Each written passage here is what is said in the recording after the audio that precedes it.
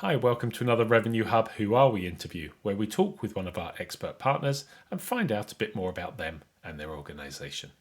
Today we're joined by Bill Scanlon, President and CEO at Strategic Solution Partners, and Jacqueline Villamil, Chief Operating Officer at Strategic Solution Partners. In this discussion, Bill and Jacqueline introduce us to the company, when they were founded, their typical clients, why they came into existence, what is their service offering, and how do they add value to their clients. Really hope you enjoy the conversation, and please feel free to comment below. Please don't forget a thumbs up if you like the discussion, and if you don't want to miss out on future videos, hit the subscribe button and click the bell so you get notified. Anyway, let's get started. Roll the intro.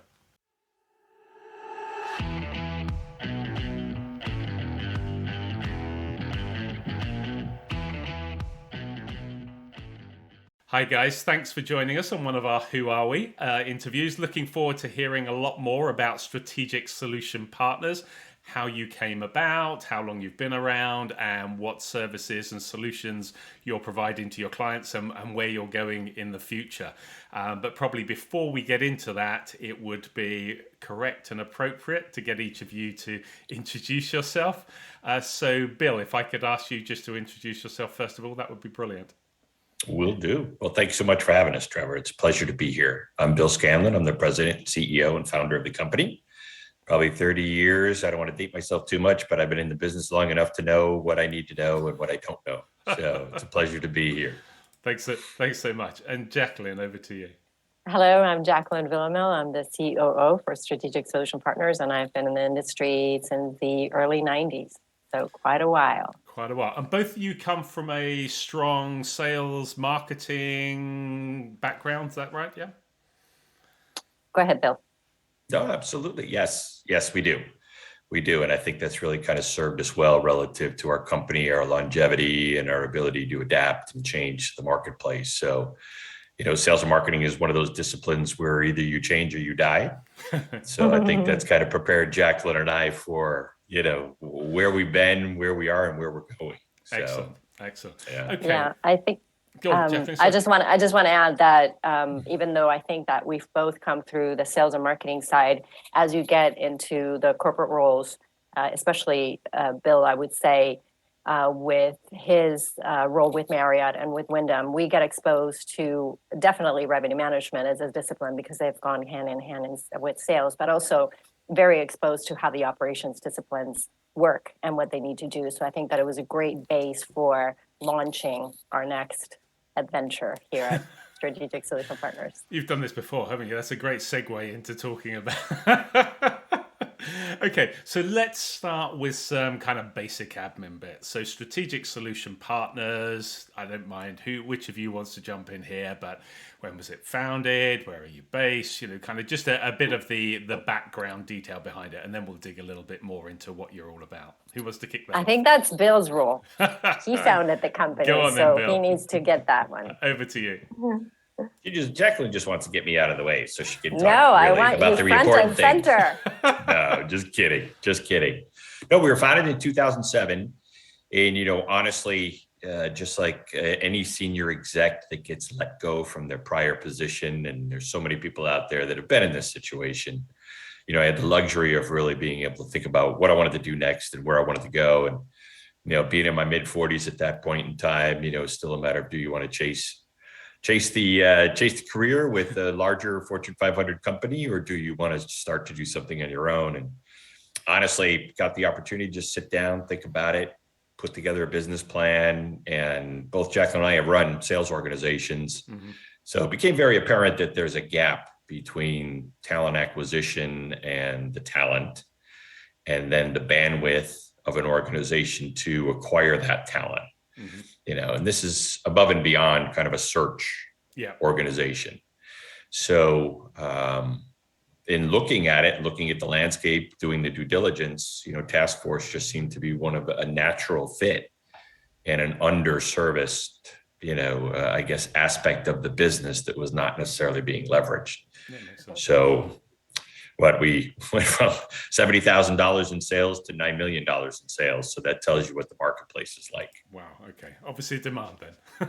Yeah. Yeah, and it was interesting, Trevor, because we came into a time of the industry where even though task force was utilized by hotels, you were always borrowing from sister properties. You hardly ever went outside of your organization. So when Bill and I first started selling the service, people would, look at us like, "What do you mean? I would hire somebody to come and do task force. I can borrow from another hotel." But what they didn't realize is that when you borrow from another property, you create a hole over there. So you create a void, whether it's in revenue or in efficiencies, just to satisfy what's going on at your property. So it took us a while, but then the industry really understood the benefits of task force. And I think we're paving the way on what we're doing right now as well. No, that makes sense. So just kind of outline then, maybe pivoting from that last point. So what do you actually provide as a solution? How do you engage with your clients? So since we started, our core business has been task force. Task force is temporary solutions. You have an open position, whether it's a manager or a leader. We don't do hourly positions. And we provide a carefully selected contractor to come in and fill in the role, not just a seat warmer, but really doing the position like a permanent solution would.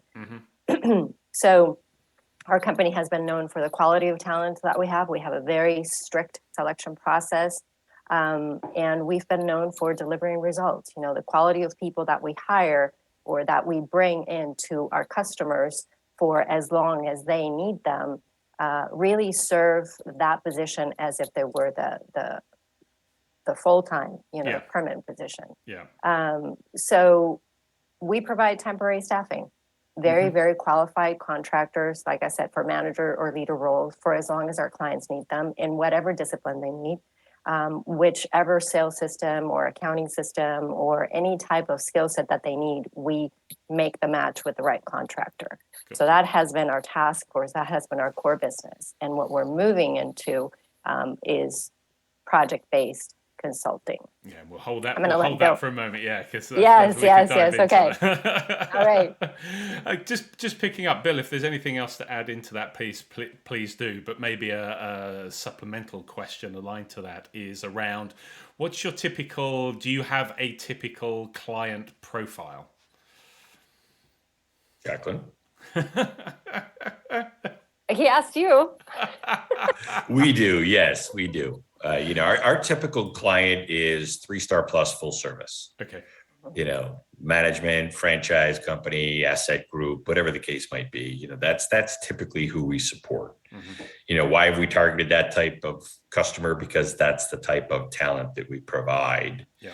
And that is the level of operations that we're most comfortable supporting, honestly and truly. My experience with Marriott, I had, probably 120 hotels across all the brands, right. And select service, extended stay, limited service, they all have their place in the marketplace, but the complexity of the operation and the expectation of the operation are not quite the same as the full service. So you've got a broader extent and a broader need and a deeper, I guess, pool of people, that will help you, function in that space. So that's where we felt like the opportunity lay, I guess. I'm trying to get the words right. And at the same time, you also had the independent, the boutique, the luxury side of it, in addition to the branded. So it's a pretty broad marketplace and underserved, marketplace for us. And I think and obviously it's turned out to be pretty the right place for us. Absolutely. And I just want to pick up on something you said earlier, Jacqueline, and a key word, or a word that you used multiple times there, Bill, which was broad. And Jacqueline, I think you were quite keen to emphasize earlier on that although your backgrounds were in sales and marketing, you're touching into revenue, you've touched into operations within your corporate roles. And I know that's reflected. I mean, I know talking with you guys as we were bringing you on board as an expert partner, the depth and breadth and where you are able to add this task force solution covers every remit. Can you just talk to that aspect a little bit? Yes, we collaborate with our clients with all areas of operations, front office, engineering, finance, housekeeping. What am I forgetting? Food and F&B. beverage. Yeah. Food and beverage, all aspects of food and beverage. We have a great associate partner, Bob Holland, who we brought in because he truly, his career was operations based. So we felt that he was a great addition to our team because we're both very sales and revenue oriented. So he has been a great asset to the company in developing with a true understanding of the nitty gritty of what operations is. So every single aspect. Did that answer your question? Yeah, absolutely, Okay. absolutely. I think it's just important, from our point of view in terms of communicating to our audience, that I think Yes. you can sometimes get influenced a little bit by looking at people's backgrounds and experience, and Yes. although they can go onto your site and see the raft of experience of the consultancies, understanding that as a business and as a solution, you look at the complete operation of the hotel and can support Absolutely. with and I think that leads into as well the point that you touched on earlier, which is obviously the direction of travel that you're moving into, adding to now in this recent launch of your new project-based consulting division.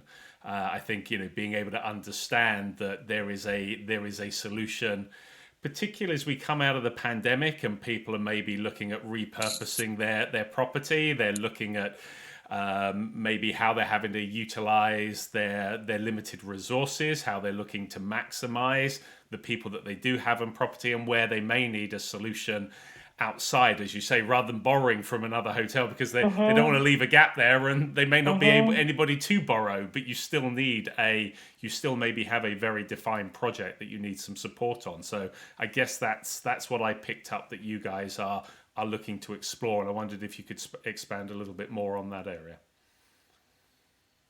Well, I think, I'll just jump in on this one, Jacqueline, if you don't mind. Yeah, From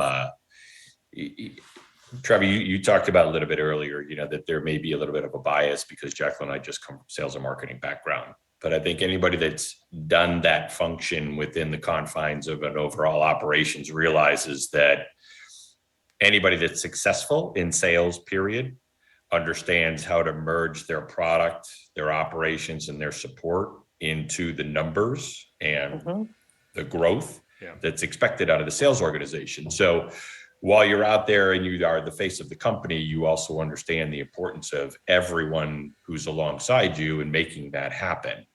So Jacqueline and I have been astute enough over the years to build a team, as she alluded to. We have an operations expert, we have a revenue management expert, we have a finance expert. We know what we don't know, and we know who we need to bring in. Again, going back to my original comment of having run organizations, we know how to build an organization.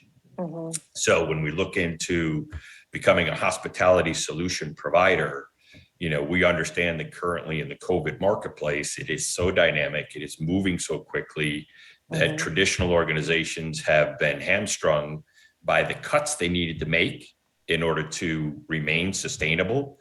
And now they're having to figure out how to come back in a business model that is very traditional with half the staff that they used to have, and looking around trying to figure out how are they going to do this.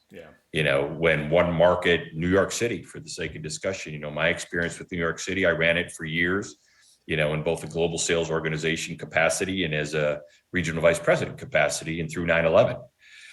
So certainly I understand the importance of dynamics of change in marketplace and everything else, but nothing's been like COVID, and nothing's impacted major markets like COVID has.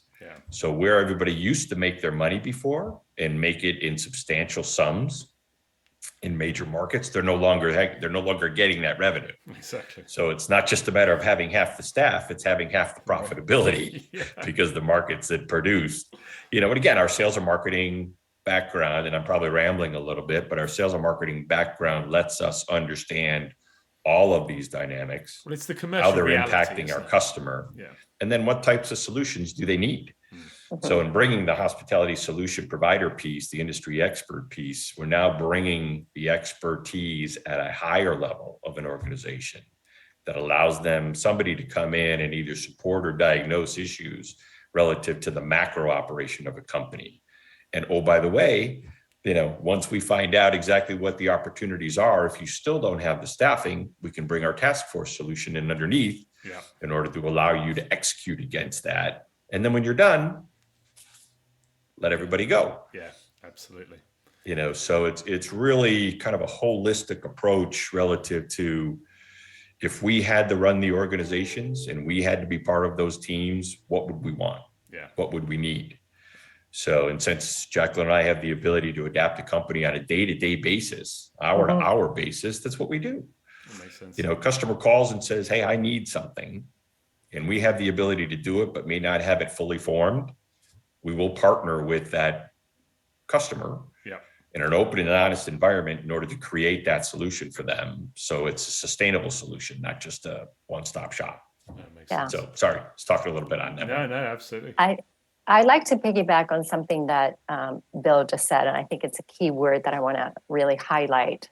We partner with our clients. So when our clients are calling us for task force, it's not just, okay, you need a sales manager that knows CITY. No, it's let's understand what's going on in your property. So we can dig a little bit deeper and provide a solution that maybe goes beyond of what they're seeing, right? I was having a conversation with a client about 3 weeks ago, and it's a newly formed management company. They have 2 hotels. They're pitching new hotels constantly. She's the sales leader, and she said, Jacqueline, I'm going crazy. I have 2 hotels. I need a task force person because I keep having openings. So through the conversation, what we really came to is like, look, what I'm hearing you need is probably someone to help you at the corporate level to do your deployment, to do your, develop your incentive plan, put a sales playbook in place. And at the same time, we'll provide you one task force person who can be your plug and play. You have a sales position open, you put that person there. You have a director position open, you put that person there. So it's really about partnering, like Bill said, and really understanding what the big picture issue is and how we can help you from top down. If you just need a task force person, that's great. But now we have the ability that if you need something at the higher level, we can partner with you as well. So like Bill said, we provide project-based, but if you need the people to actually execute it, we can also provide that. It's that very clear defined, this is what I need doing, this is when I need it done by, this is what it's going to be, and job done. And you can evaluate, because sometimes we hear from people where sometimes it's hard to evaluate. I know I'm paying for this consultant, but is it just an expensive employee, or am I actually, is this resonant? Right, okay, maybe. And I think that was the bit that I latched onto with this project-based piece, is it gives a chance to really define, and someone that is then engaging you knows what it's going to cost them and knows what the outcomes are going to be. Absolutely. And I think that's where the discovery and definition period comes in, right? What are truly the needs? And so you outline them. What are the outcomes? What are the expected outcomes or deliverables? So, we're a company that has been known for results. So we have extended that same philosophy into our project base. Consulting or consultants have had a really bad rap for that reason. It's someone who costs a lot of money and I really don't know what they're doing. We have a different approach. It's very clearly defined. We identify the need, we provide, we recommend, a solution, and the client takes it from there, right? And I think what Jacqueline's hitting on, Trevor, is something that we really haven't talked about yet. Internally with our team and Jacqueline and I, it's really about ethical business behavior. We're not about getting the sale, even though we're salespeople. We're all about accommodating the appropriate need for the client. And I know it sounds a little bit trite. I know it's things that we've heard before, but that's honestly and truly the way we work. We had our team together in Chicago and we went through our mission, vision, values, which every company has. And I turned to the team and I said, how much do you see revenue quoted in our mission, vision, values? And there's one piece of revenue in 4 pages of mission, vision, values. Right. Number one, we review them on a regular basis with the team. Number 2, we live them on a regular basis with the team. And number 3, it's really not about the revenue. The revenue comes when you act appropriately, you act ethically, and you partner appropriately with your customers. Well, It's not rocket science. the revenue is a transaction, a payment of transaction, isn't it? If you Mhm. have an agreement, we will pay you X if you deliver Y, then the revenue X arrives in theory. And nobody worries about service until they need it, until something goes wrong, Yeah. and then it's like, okay, how do you, it's not the mistake, it's how do you make up for that mistake? How do you address that error? How do you make it as right as you possibly can? Yeah. No, I agree. And again, that's something I think, we haven't really hit on, but that really is part of our ethos. Mhm. That's part of how we operate. That's who we are. And that's the way we work. Mhm. And again, I think until people experience us and they work with us, they are not really certain. But if you went out there and started to talk to our customers, they would definitely let you know that, we stand by our word, we do what we say, and we're the best in the space. Yeah, you just have to look at our 85% repeat business. Right. Yeah. That's what I think That's that's your what really indicator, speaks isn't it? to. Yeah, Yes. People don't come back if you're not doing a good job. exactly. No, I think that's brilliant. No, that's really great. I really appreciate your time to sit and talk with us today. Thank you so much. Likewise, Thank Trevor. you. Well, I hope that conversation was of interest, and thanks again to Bill and Jacqueline for joining us. If you have any thoughts or views on this conversation, please feel free to comment below. We value your input and we're happy to follow up with our guests. Also, if there are any topics that particularly interest you, or if there are any specific guests you would like to hear from, please do let us know, again in the comments below. If you like the discussion, please don't forget a thumbs up. If you're interested in more of our videos, here is a link to our Coffee Time Chat playlist, and here is the link to our Expert Insights playlist. And here is the button if you would like to subscribe so you don't miss out on future videos. Anyway, thanks again for watching.